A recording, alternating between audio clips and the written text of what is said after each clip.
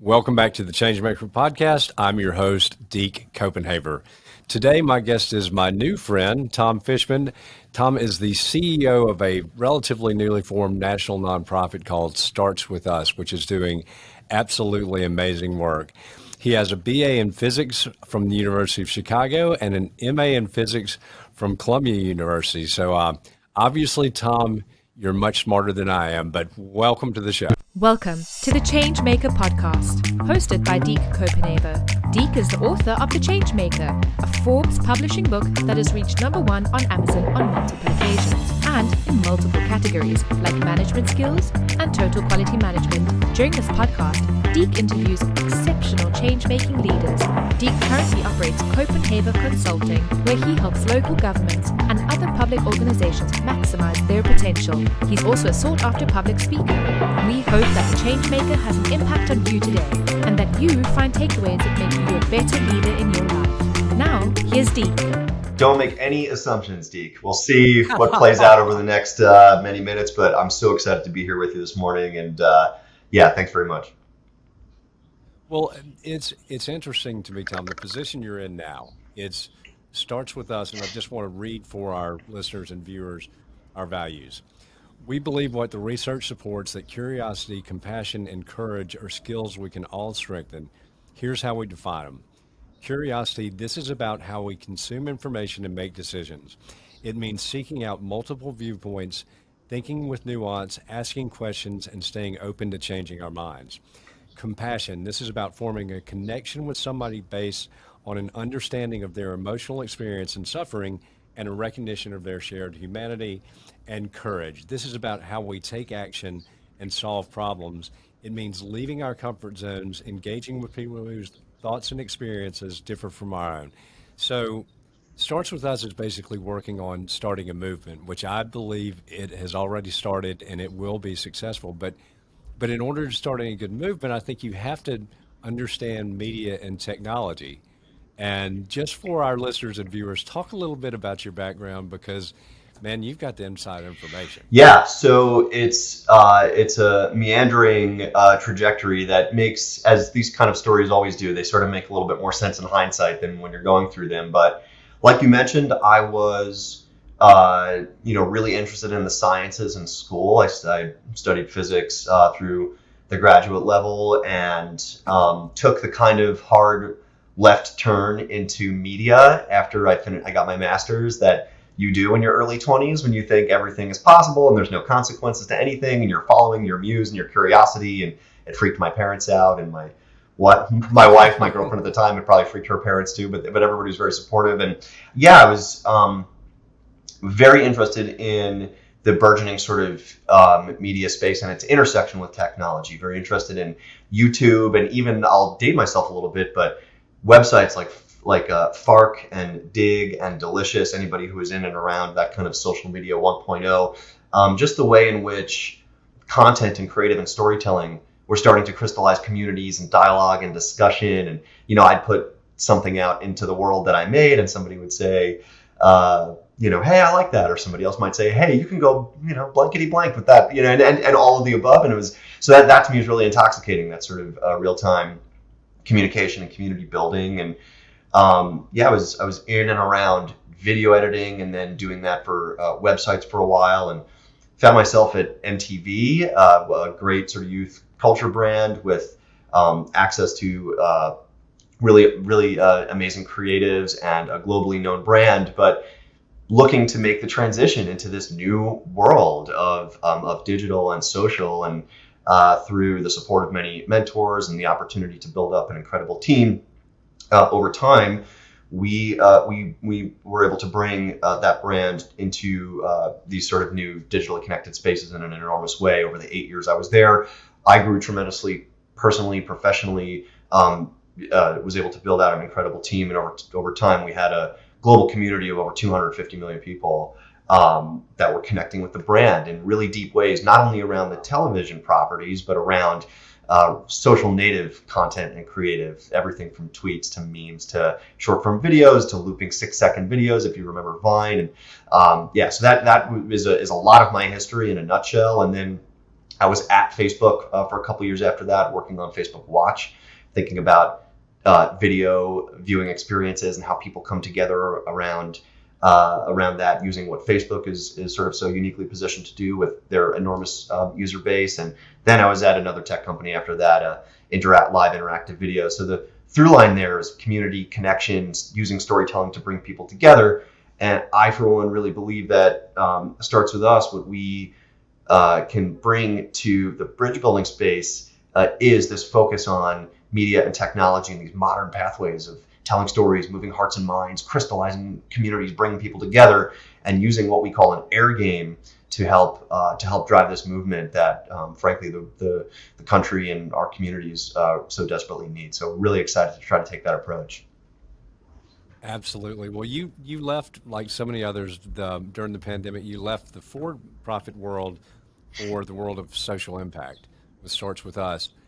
What led you to that new path? And it's, once again, that's a lot of people did that, but what really motivated you? Yeah.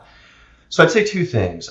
One is, you mentioned our three C's, as we affectionately call them. The core value of Starts With Us are curiosity, compassion, and courage.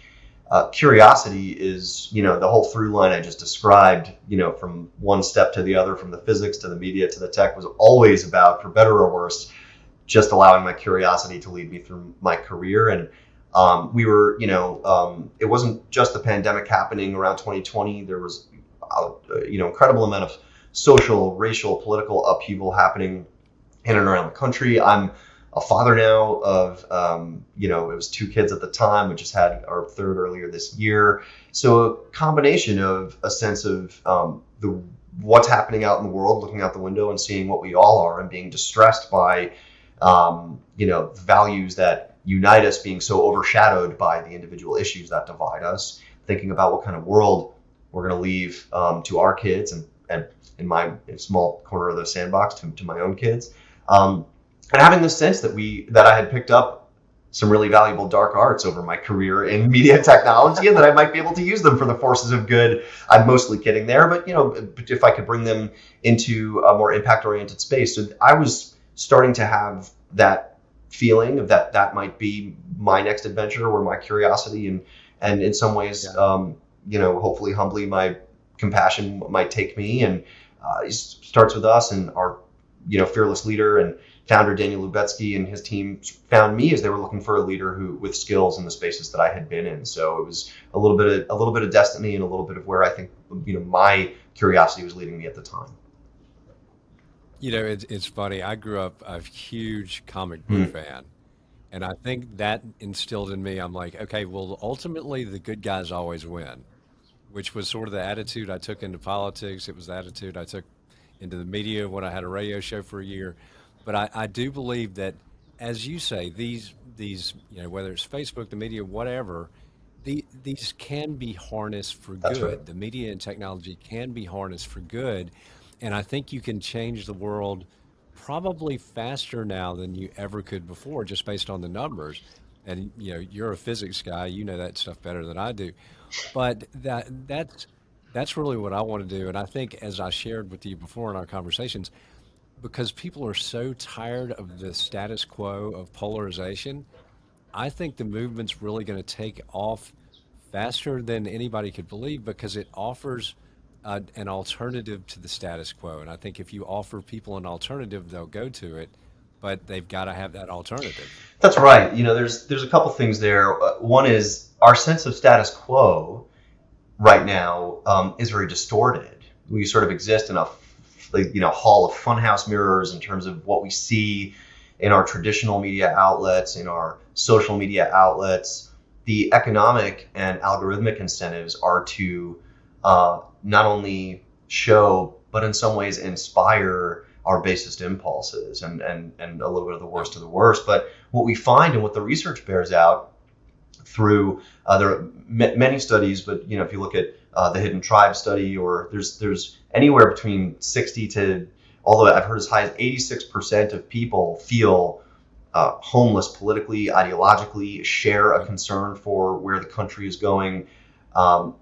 So in the for-profit language, there's a market. there's an addressable market for what we're doing. There's a home and an opportunity to create what internally just that starts with us we call a tribe for the tribeless, a voice for the voiceless. These are not the voices of moderation, voices of reconciliation, voices of problem solving in our homes and in our communities. These are not the voices that are elevated, and we get a very distorted sense of the world and the people in it. So what we hope to do, to exactly your point, is to harness these powers of media and technology and create that community and tell those stories. And if you're out there thinking, wow, I don't fit exactly into red or blue or left or right, or I feel left on this issue and a little more right on that issue, and I can't say anything because I might lose my job or my friends might sort of disconnect from me. We want to create a sense of space and permission for people to be complex, for them to not know the answers, for them to change their minds and not feel like that's a failure. So we do have our work cut out for us, but I'm like you. I believe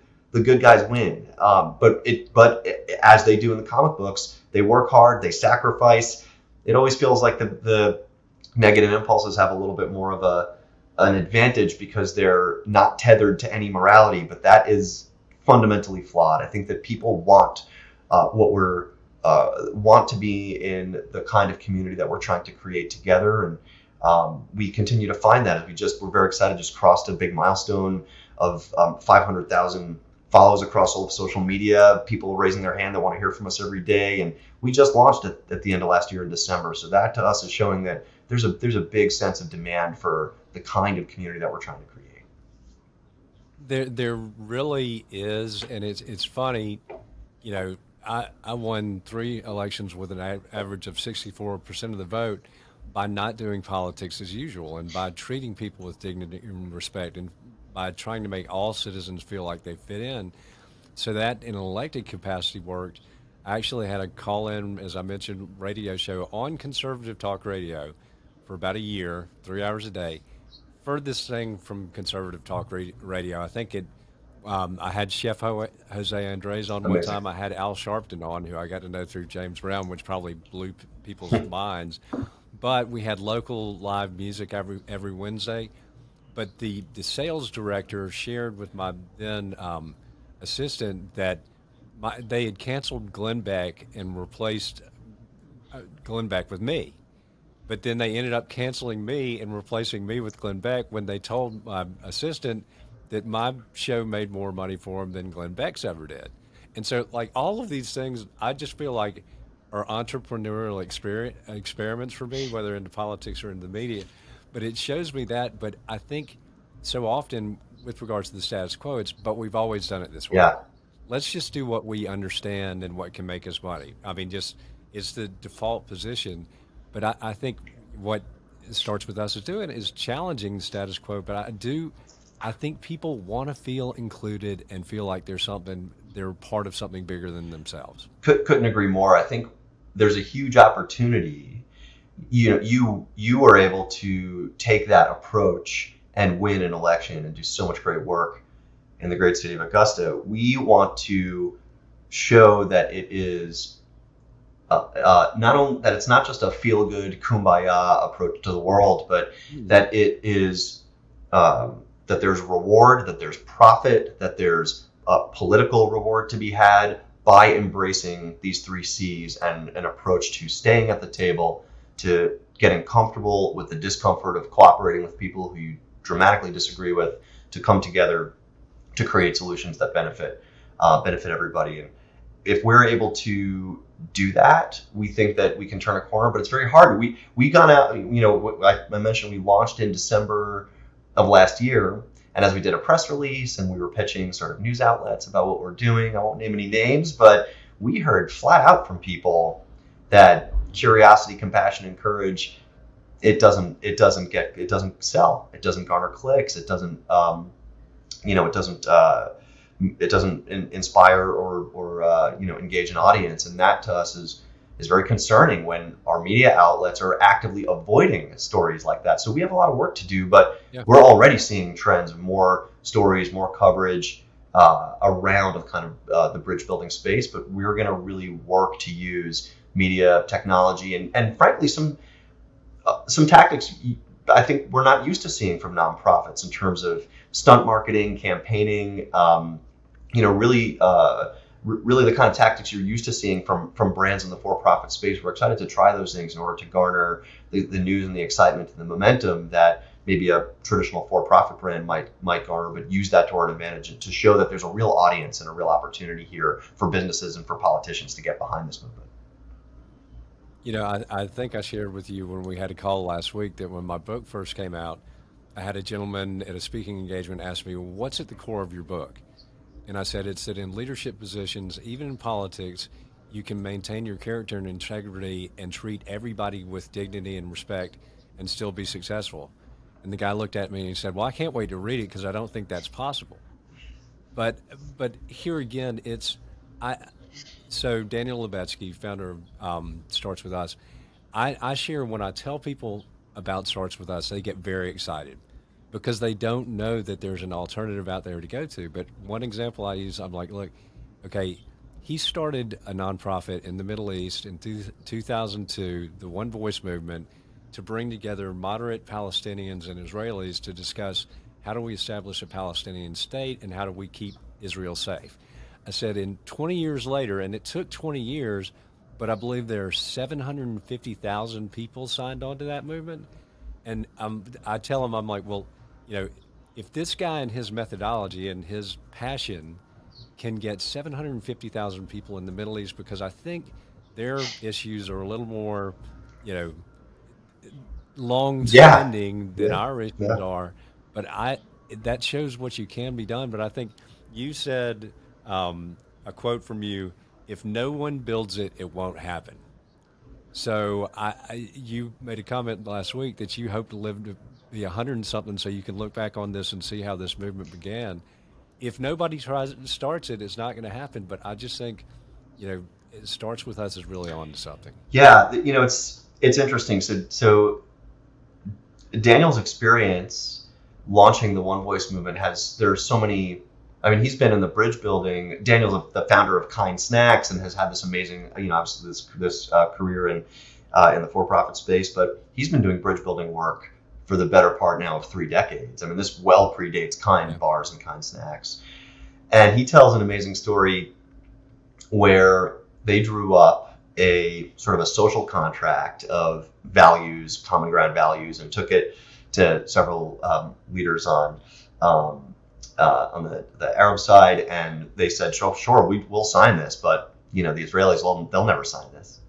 And you guessed it, took it to several of the high-ranking Israeli officials and to rabbis and said, sure, we'll sign this, but they'll never sign this. And his creativity for creating those moments of surprise, I mean, that's an instinct for storytelling that we're hoping to build upon, because it's the kind of thing that is insightful, that makes you question your own assumptions, to use that curiosity, that builds compassion for the other side in quotes, when you realize that you have more in common than you thought. And then that lays the foundation for courageous collaboration and cooperation across those lines of difference. And we are constantly looking back to his experience at One Voice and thinking about how they apply to Starts With Us. But yes, totally agree. So one thing I think about a lot when I mentioned, I wish I could live for 500 years for many reasons, just to see how it plays out. But there's also a sense of humility. Like we are trying to move. We're trying to create progress, and there's a thing that we talk about. Like if we become too obsessed with seeing some predetermined end state and spiking a football, this is what Starts With Us is about: the daily habituation of practicing those 3 C's at the individual level. So curiosity, compassion, and courage every single day as daily habits, as a way to push back against these awful habits that so many of us have picked up, myself included, to write people off and to dismiss information and to only read the headline and to, filter bubble yourself and to decide that I'm, the only way to interact is through culture war. And we have to push back against that. But there is the reality that this could be generational work, that it's a way of living, and not, we're not we'd love to see policy change. We'd love to see these, we want to see these really concrete results of our work, but this is about a way of life. It's right there in the name, which I love. This is an accountability project, which is something that's uniquely American, is accountability and self-reliance and looking in the mirror and deciding what work can we do to create the kind of life and community and society that we want to see in our homes, and then out into our communities like our churches and our schools, and in our families and in our workplaces. And we believe that if we can create that scale and use media and tech to create scale of people who are willing to practice these starts with us values every day, we'll have created at a tipping point a new social norm and a new sense of a standard and a new sense of a social contract that, yes, our issues will inevitably divide us, but if we have common ground values about the way that we show up in the world, and there's enough of us that agree to those values, then we can start to hold our systems accountable, our politics, our media systems, our education systems, and beyond. So that could be lifetimes worth of work, and that's something that the only thing we control is how we show up every day. I agree completely, and I've figured out that my whole adult life has pretty much been spent, you know, trying to build bridges and everything. I'm passionate about it. I love to do it. But so when I got connected with Starts With Us, I'm like, oh my gosh, I think I found my tribe. But in a good way, because it's an inclusive tribe. But sometimes I think the media has a tendency to distort things. And I'll give you a real world example. I love to meet people where they live, which is usually, your man on the street, just not, not a rally, or it's just talking to people in bars and restaurants or whatever. I had a speaking engagement in Alexandria, Virginia, actually a year ago this month. And prior to going, did the research, and I'm like, okay, sounds like, mask up. It's going to be really very authoritarian with everything like that. But when we got there, people couldn't have been nicer. So August is the slowest time of the month for local merchants and restaurants, slowest time of the year because so many people are out of town. So they closed off their main street. They had, open air markets and everything. People, just such a diverse group of people, all ages, all shapes and sizes, all ethnicities, just enjoying being outside together. And then we were in an Irish pub, and my wife and I met a guy. He was about to be naturalized, take his, become a U.S. citizen the next day. He was from Ethiopia. Couldn't be more excited. He was sitting with two veterans. And so I'm like, this is kind of what America looks like to me. And I didn't sense any real divisiveness or everything, but I'm like, it's just so cool. It's the power of community. And that's what I think, and who knows how long the work will take, but I believe in the power of community, and that's effectively, to me, what Starts With Us is doing. It's building a big, inclusive community. That's right. But something you're touching on, I think, is really unique and really important, which is a sense of patriotism and what that means today. It's a word that is very charged, and it means a thing, and in some sense has kind of become profane, I think, on the left, and I think it means a thing, and in some sense has almost become dogmatic on the right, and even that could be reductive. So maybe I'll get some emails that are like, hey, that's not what I mean. That's fine, you can send me those emails.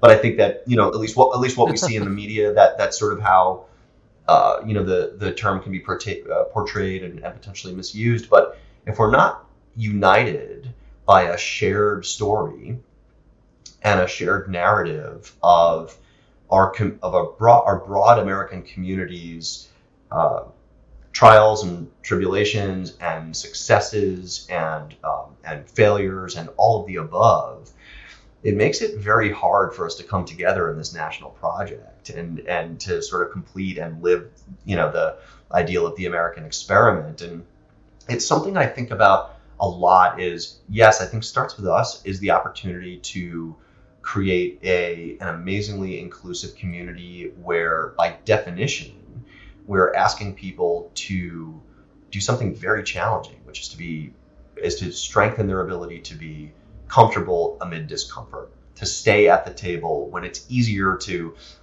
write somebody off or to walk away or to go back to your team, again, quote unquote, and wave your flag or whatever side you're on a given issue. But if we're going to solve problems, we do need to stay at the table. And I wonder, is there an opportunity in a way that Starts With Us can either help, or that is related to what it means to be in the broader community of Americans and to be an American and to rethink or redefine a definition of patriotism. And that's a story that I think is worth telling, is what does it mean to be a patriot? It means, can we love our country and criticize our country? And do both of those things make you patriotic? Because it feels like, some people would have you believe you can only do one or the other. My wife loves me and criticizes me. I like to think that's a part of her making me Yeah. better, or helping me grow. And I think that we have to sort of rediscover a sense of patriotism that can be complex and isn't just love it no matter what or hate it no matter what. There's something in between there that I'd love for Starts With Us to be able to help tell that story. Well, I think I'd shared with you that my mother was a liberal Democrat, my father a conservative Republican that never voted the same way in a presidential election in over 40 years of marriage. Had 5 children, 11 great grandchildren now, 10 grandchildren. But my family, I'm happily independent. As I say, my dad was a Republican, my mom a Democrat. We've probably got a mixture of brothers and sisters and the next generation. So it can work, but it's as you say, it's why can't we do that in society when, I can get mad at my brother. I've gotten mad at my brothers and my probably not really my sisters. I hate to say that, but I haven't. But you have family disagreements, but you talk it out and then you come back together. And that's, I think, where we've gotten as a nation is when people aren't willing to have the Right. conversations.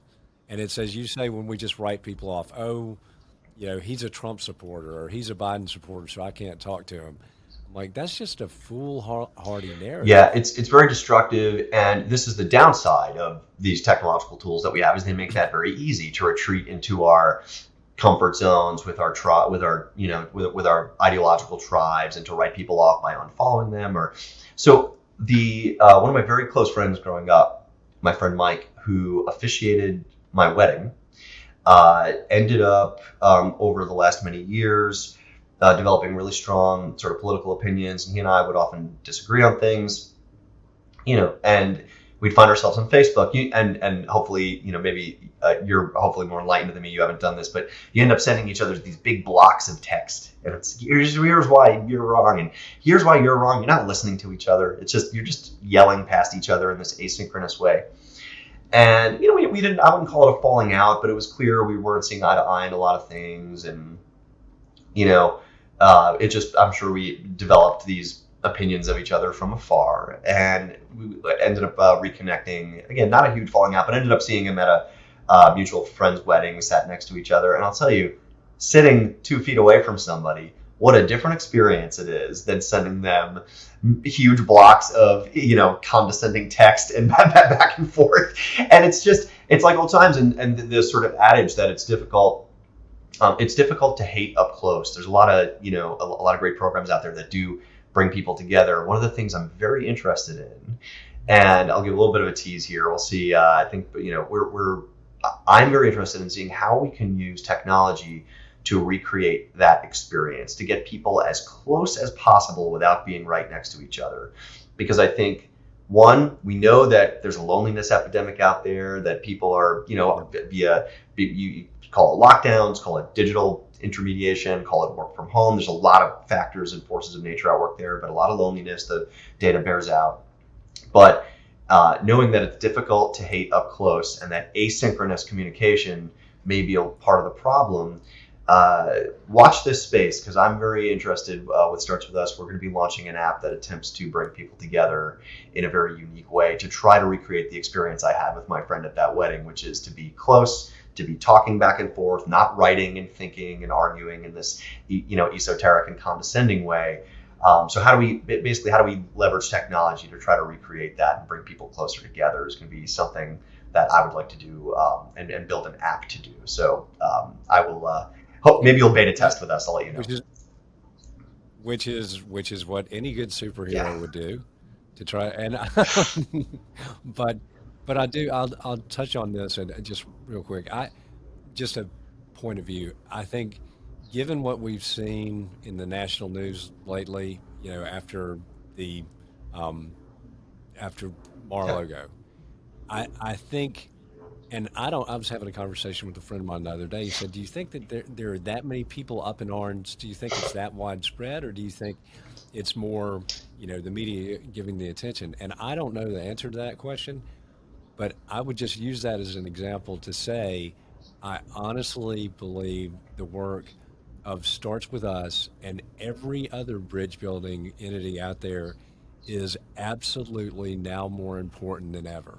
And so everybody, yourself and everybody that starts with us, you're doing extremely important work. And I know that that's very humbling, but it's just absolutely necessary. Listen, that idea certainly gets me out of bed every morning, and I know I can speak for our internal team that we're really motivated and humbled and honored to have the opportunity to spend our work week thinking about these things and trying to move the ball forward on it. I'll also say we have no delusions on Team Starts With Us that we're some enlightened group of elders that have the No. answers. Like, we are of this community. We're not above the community. We try and fail and get back on the horse every day to practice these 3 C's: curiosity, compassion, and courage every day. And the more we can, I think, come from a place of humility, both moral and intellectual, the more we can invite people in with a sense of we're all doing this together. And it's also important to me that we don't have to draw the line, although this is our goal, is to draw the line from practicing the 3 C's to a better society. That is our theory of change, is that it starts with us and it ripples out into our communities, and then at scale it ripples out into the world and becomes a way of being. That is the movement, and we love to see it grow. But the very immediate benefits of practicing those values every day are many, and I find them as a leader at work, bringing curiosity, compassion, and courage to the way I manage people, to the way that I communicate with people. I find it helpful in my marriage and with my kids. I find it incredibly helpful in interfacing there's just so many ways that it makes you more effective as a communicator, as a problem solver. That our hope is that people feel the benefits of that right away. It's not just about seeking this, although it is a huge benefit, you're seeking this community, but the idea that we get smarter and we get stronger because of a diversity of ideas. This is a uniquely American concept, is something we should feel patriotic about, is that our melting pot is our great advantage, and that the marketplace of ideas that allows the best ones to rise to the top, we lose that when we become dogmatic. So if we're able to, there's as much as we want this movement to grow and accomplish something enormously spiritual and communal, we're also really excited about the ways people are going to feel the benefits of practicing the 3 C's every day in their daily lives. And that's something that they can touch and feel right away. And again, it starts with us. It's looking in the mirror. It's an accountability and a personal project. And that's where it begins. And that to us is really exciting. Well, I was talking to my sister about it yesterday, and she said, "Well, I just don't know where to begin. I want to make a difference." So I sent her the Starts With Us website, and I'm like, "Here's it. Take the pledge. That's a good first step." But as we get towards the end, I've got one last question to ask you. But before that, how can people find Starts With Us? So you can, yeah, we are everywhere. We're on all your favorite social media channels. So you can find us and follow us. You'll get storytelling that inspires you and makes you think and moves your heart, and hopefully every day is both providing inspiration and very practical, tangible tips on practicing the 3 C's in your daily life that you can use right away and feel the benefits of right away. You can find us on startswith.us. That's our website where you can sign up for our email. We go a little deeper on our email every week, deeper stories. We have a little more space to stretch out. And of course, you'll hear updates on the movement, on how we're growing, on new partners that we've signed on, spotlighting our community and our partners. So you can find us there.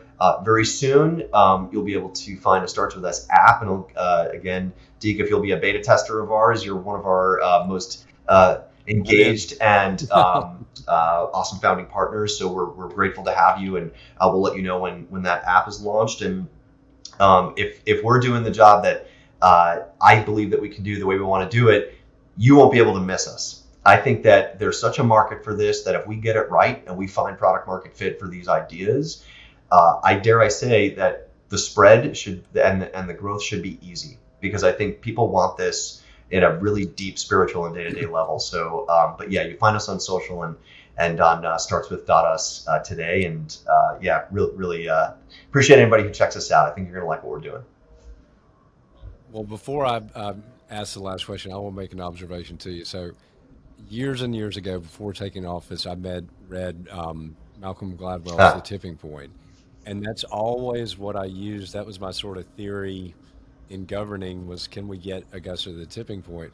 But I feel when I look at it at the grassroots level and I see people wanting to be a part of something I just feel like the movement is really going to hit that tipping point. So it's going to be cool to yeah, and watch. I'll say, And oh, go ahead. I'm sorry.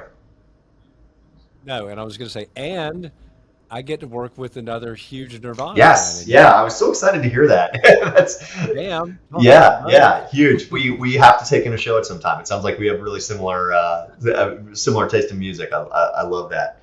But listen, I'll say too, Deke, that we can't do it without partners like you. And for everything that on my best days I'll bring to the table in the movement as it relates to media and tech, we need this to have kinetic energy on the ground. And folks like you who have done it, who have lived it, who have extended these conceptual ideas into people's lives and their material conditions.